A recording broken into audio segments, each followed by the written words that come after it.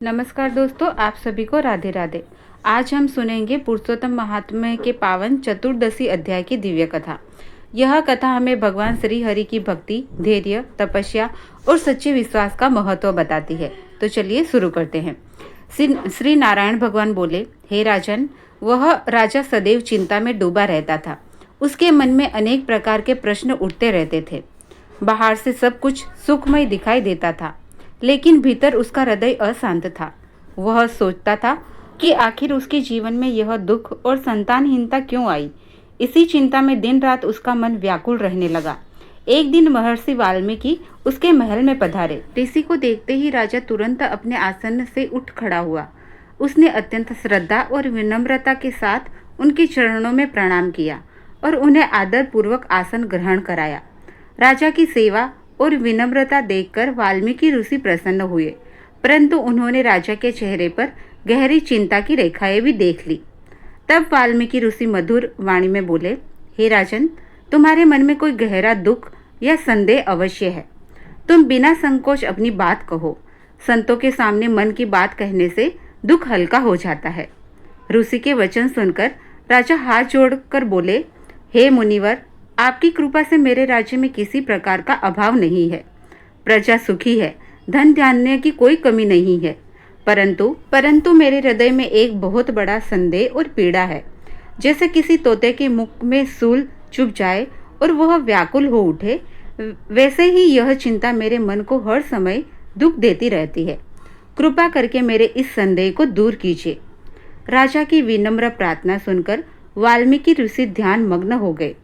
कुछ समय बाद उन्होंने कहा, हे राजन, यह सब तुम्हारे पूर्व जन्म का परिणाम है। पूर्व जन्म में तुम द्रविड़ देश में ताम्रपर्णी नदी के किनारे रहने वाले एक ब्राह्मण थे। तुम्हारा नाम सुदेव था। तुम अत्यंत धार्मिक, सत्यवादी और संतोषी स्वभाव के थे। जितना मिलता उसी में संतुष्ट रहते और धर्म के मार्ग पर चलते थे। तुम्हारी पत्नी भी अत्यंत पतिव्रता और गुणवान थी। उसका नाम गौतमी था, जो महर्षि गौतम की कन्या थी। तुम दोनों आश्रम धर्म का पालन करते हुए भगवान की भक्ति में जीवन व्यतीत करते थे। समय बीतता गया, लेकिन तुम्हारे संतान सुख प्राप्त नहीं हुआ। एक दिन सुदेव ब्राह्मण अत्यंत दुखी होकर अपनी पत्नी से कहने लगा, हे प्रिय, इस संसार में पुत्र से बढ़कर कोई सुख नहीं है। तप, दान और धर्म से प्राप्त पुत्र मनुष्य को इस लोक और परलोक दोनों में सुख देता है। योग्य संतान कुल का नाम बढ़ाती है और माता पिता का उद्धार करती है, लेकिन मुझे यह सौभाग्य प्राप्त नहीं हुआ।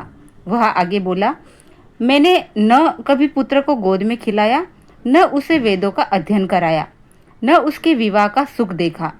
ऐसा जीवन मुझे व्यर्थ प्रतीत होता है। अब तो मुझे लगता है कि शीघ्र मृत्यु हो जाए तो अच्छा है।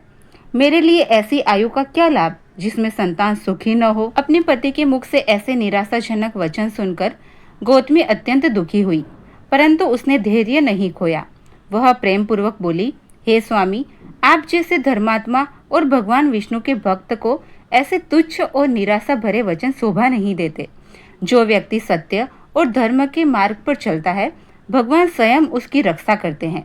यदि आपके मन में पुत्र प्राप्ति की इच्छा है तो आप भगवान जगन्नाथ श्री हरि की आराधना कीजिए। उनकी कृपा से असंभव भी संभव हो जाता है। पत्नी के प्रेरणादायक वचन सुनकर सुदेव के मन में नया उत्साह जाग उठा। उसने निश्चय किया कि वह कठोर तप करके भगवान श्री हरि को प्रसन्न करेगा। वह तुरंत ताम्रपर्णी नदी के तट पर चला गया। वहां पहुंचकर उसने पवित्र तीर्थ में स्नान किया और भगवान विष्णु का ध्यान करते हुए घोर तपस्या आरंभ कर दी। सुदेव ब्राह्मण की तपस्या अत्यंत कठिन थी। उसने भोजन और सुख सुविधाओं का त्याग कर दिया था।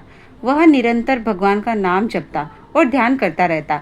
इस प्रकार उसकी तपस्या करते करते 4000 वर्ष बीत गए। उसके तप का प्रभाव इतना प्रबल था कि तीनों लोग कांप उठे। देवता भी आश्चर्यचकित हो गए। तब भगवान श्रीहरि अपने परम वाहन गरुड़ पर सवार होकर वहां प्रकट हुए। उनका स्वरूप नवीन वर्षों के मेघों के समान श्याम था। उनके चारों भुजाएं थी और उनके मुखमंडल से दिव्य तेज प्रकाश हो रहा था। भगवान के दर्शन करते ही सुदेव ब्राह्मण का हृदय आनंद से भर गया। वह तुरंत भूमि पर साष्टांग दंडवत होकर भगवान मुकुंद को प्रणाम करने लगे। उसकी आंखों से प्रेम और भक्ति के अश्रु बहने लगे। भगवान की कृपा से उनका जीवन धन्य हो गया। यहाँ पर पुरुषोत्तम महात्म्य के चतुर्दशी अध्याय यानी कि 14वें अध्याय की पावन कथा पूर्ण होती है। सूची कहते हैं, जो श्रद्धालु पुरुषोत्तम मास में इस दिव्य कथा का श्रवण भक्ति और निर्मल भाव से श्रवण करता है, उस पर भगवान पुरुषोत्तम श्री हरि की विशेष कृपा बनी रहती है। उसके पूर्व जन्मों के सचित पाप नष्ट होने लगते हैं और जीवन के अनेक दुख और कष्ट स्वतः दूर हो जाते हैं। जो व्यक्ति श्रद्धा से इन कथाओं का श्रवण करता है, उसे अकाल मृत्यु का भय नहीं रहता। भगवान स्वयं उसकी रक्षा करते हैं। उसके मन में वैराग्य, सद्बुद्धि और प्रभु चरणों में अटूट प्रेम उत्पन्न होता है। तो दोस्तों, अगर आपको आज का अध्याय और कथा पसंद आई हो तो वीडियो को लाइक करिए, शेयर करिए, साथ ही चैनल को जरूर से सब्सक्राइब करिए। इसके अलावा कमेंट बॉक्स में पुरुषोत्तम भगवान की जय अवश्य लिखिए। धन्यवाद। राधे राधे।